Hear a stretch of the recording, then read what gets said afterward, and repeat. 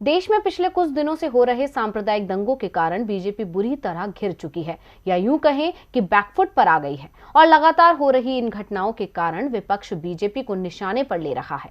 इतना ही नहीं, विपक्ष तो इन दंगों का जिम्मेदार भी बीजेपी को बता रहा है। अब इसी बीच सुबह सपा चीफ ओपी राजभर ने भी बीजेपी पर तीखा हमला बोला है। क्या बोले राजभर, देखिए इस रिपोर्ट में। देश में इस वक्त दो समुदायों के बीच हो रही झड़प सुर्खियों में बनी हुई है।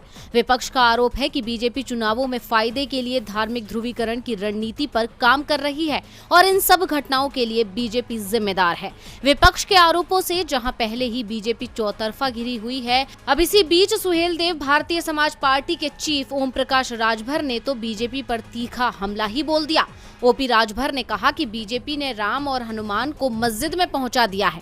उन्होंने कहा कि बीजेपी के लोगों को 5 टाइम नमाज पढ़नी चाहिए।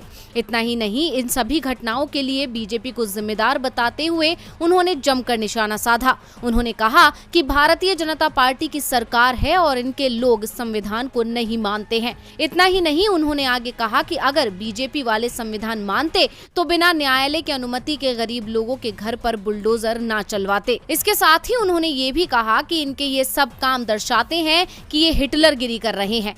अजान और हनुमान चालीसा पर छिड़ी जंग को लेकर उन्होंने कहा कि राम और हनुमान मस्जिद में रहने लगे हैं क्या, जो बीजेपी के लोग वहां पर भगवा फहराने जा रहे हैं। लोकसभा चुनाव के नजदीक आने के चलते बीजेपी इस तरह का माहौल देश में पैदा कर रही है।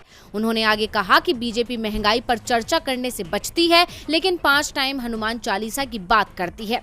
यानी राजभर ने अपने तीखे बयानों से एक बार फिर साफ कर दिया है कि वो बीजेपी से दूर ही हैं। गौरतलब है कि बीते दिनों राजभर के बीजेपी के लिए नरम पड़े तेवरों को देखकर कयास थे कि वो बीजेपी से नजदीकी बढ़ाने की जुगत में लगे हुए हैं। खैर, राजभर का फैसला क्या होगा ये बता पाना तो अभी मुश्किल है, लेकिन उनकी तल्ख टिप्पणी ने हलचल जरूर पैदा कर दी है।